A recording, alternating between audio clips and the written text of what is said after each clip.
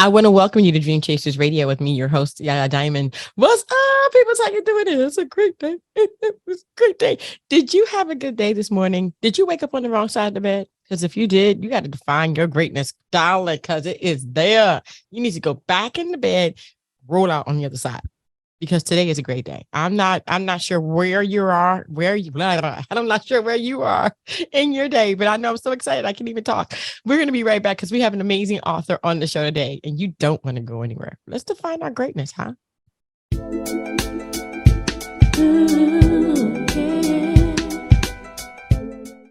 Welcome back to the show. Man, I'm telling you, I have a great author on the show because it's the author's edition. The author's edition, where is that? It's the author's edition. Where is my gator? Drop the books, baby. There it is. Oh my gosh, I'm so excited. I want to welcome Coach Lorraine on the show today. Thank you so much for joining me. Thank you. Tell me about yourself. Tell me about why or how, or have you ever decided that you were going to be an author, or was that like accident? That was somewhat of an accident. So one of the things I've been doing over the years as a public speaker, several speeches that I wrote, it had a common theme to it. And someone suggested to me, that should be a book.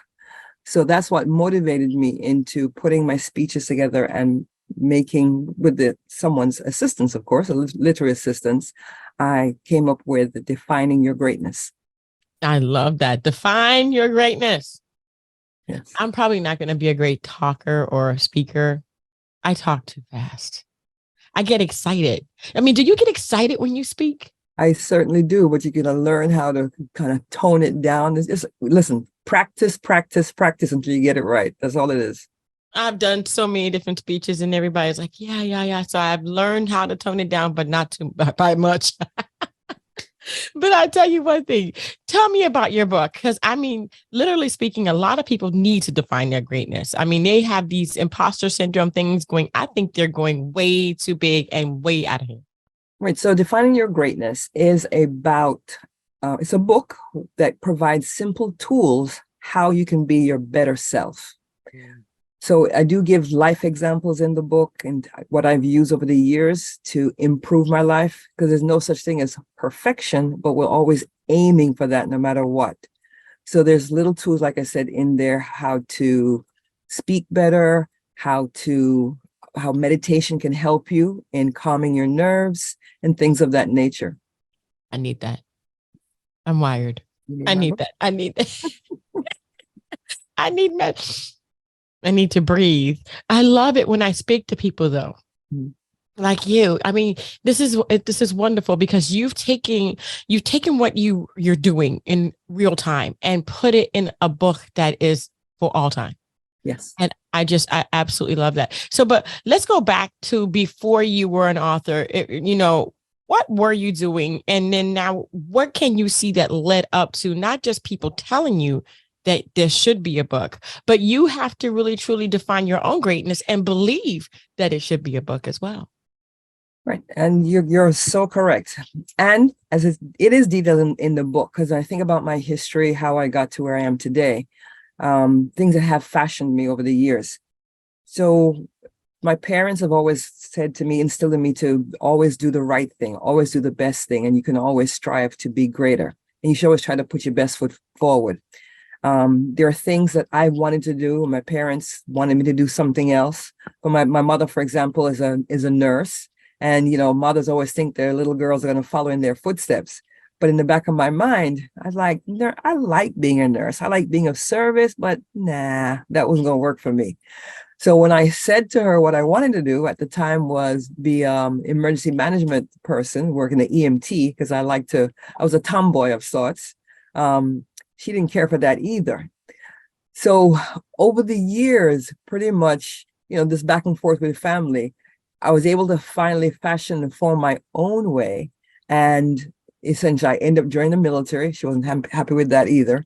But she went along with it because she always knew that I'm my own self. And that's what I do.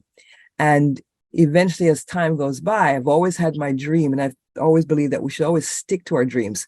And no matter what disappointment that comes your way, don't think that your dream is out of your reach. You got to keep pressing and keep defining your greatness.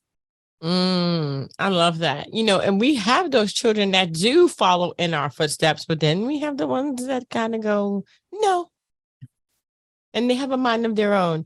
And I think, that is amazing, though. That is amazing that you did decide what you wanted to do. And early on, too, that doesn't happen very often.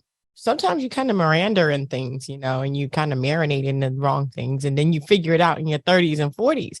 But, you are on the right track. So your book, what can people expect to get out of your book, and how can they use this book in their daily lives?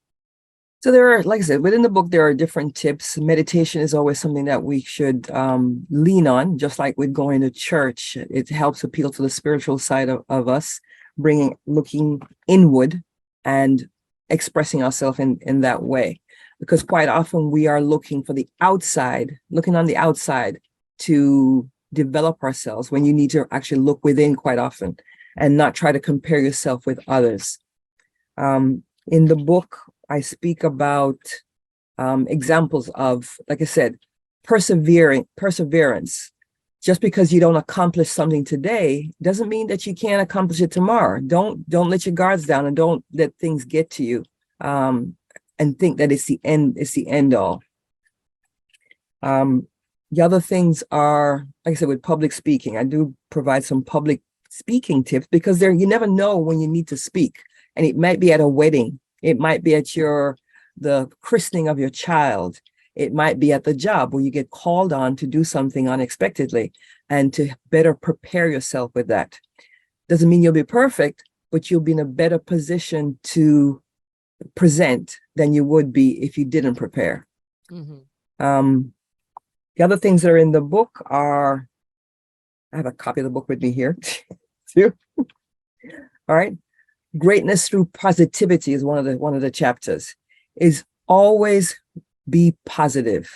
I have people who come to me every single day and they wonder, why am I so positive? Something negative will happen. And no matter how negative it is, I say, there's something positive in everything that presents itself. And some people don't like me for it, but I'm like, you know what? You don't have to take what I say. But if I don't look for something positive in this, then I'm not going to I'm not going to make it a down day for me. I'm going to look for the positive, because there's some reason why God or whoever my maker is, has presented this opportunity to me. And I can decide to look on the negative and, dwell in that. Or I can say, you know what, this is happening for a reason. Let me look how I can make this better for myself and those around me. That's right. That's right. My gosh, that's why I said you better get back in bed and come out on the other side.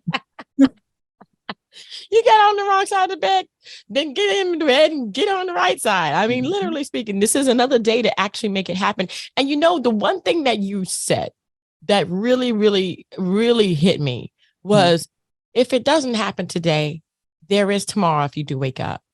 It's like, okay, so don't be so critical on yourself. There's so many different opportunities out there, and there's so many different ways to get there. And maybe we're just not in the right spot to get there yet. Just be patient. You'll get there. You'll get somewhere. I think we've all had to kind of modify our direction, of where we want to go. Like you modified your direction, and then now you're where you want to be.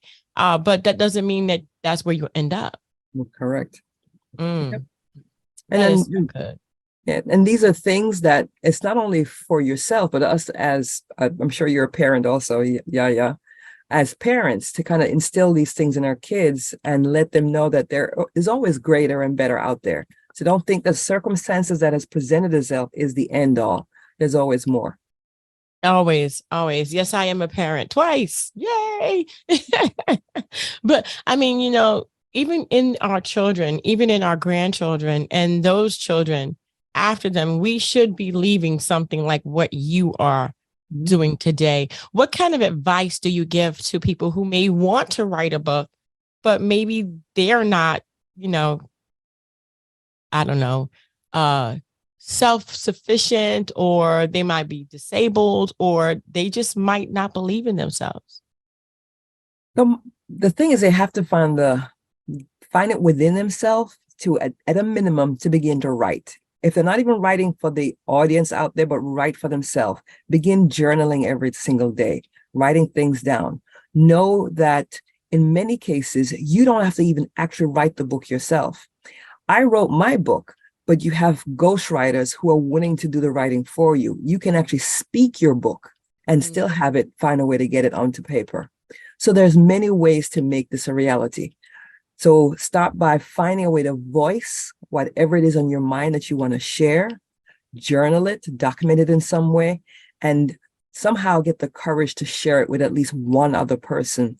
And if that one person is negative, then find somebody else. Keep it moving till you find that person who's willing to believe in you and support you. Awesome. Awesome. Well, I want to thank you so much. Where can people find you to follow you? So I have a website. It's LorraineCuff.com. No dot, no space. It's LorraineCuff.com. And actually, there's a link for the book on the page and all the other things that I am leaning into as Coach Lorraine. Awesome. We're going to go ahead and put that in the description box, wherever you're watching, below to the side, wherever that may be, so that you too can, defend yourself. Yes. Get out there, be all you can be, defining your greatness. See, she says it better than I do.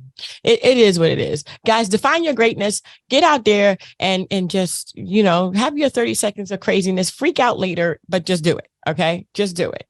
Define your greatness. I want to thank you guys so much for tuning in. Miss Lorraine, Coach Lorraine, thank you so much for being here. I appreciate it.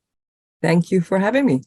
Anytime. And thank you guys for tuning in. Don't forget to define your greatness. See, I still don't say it good. Whatever.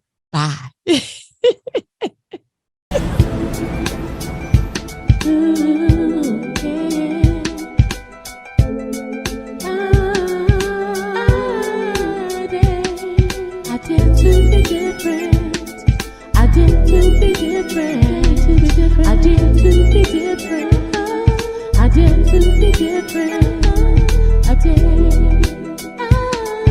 I did.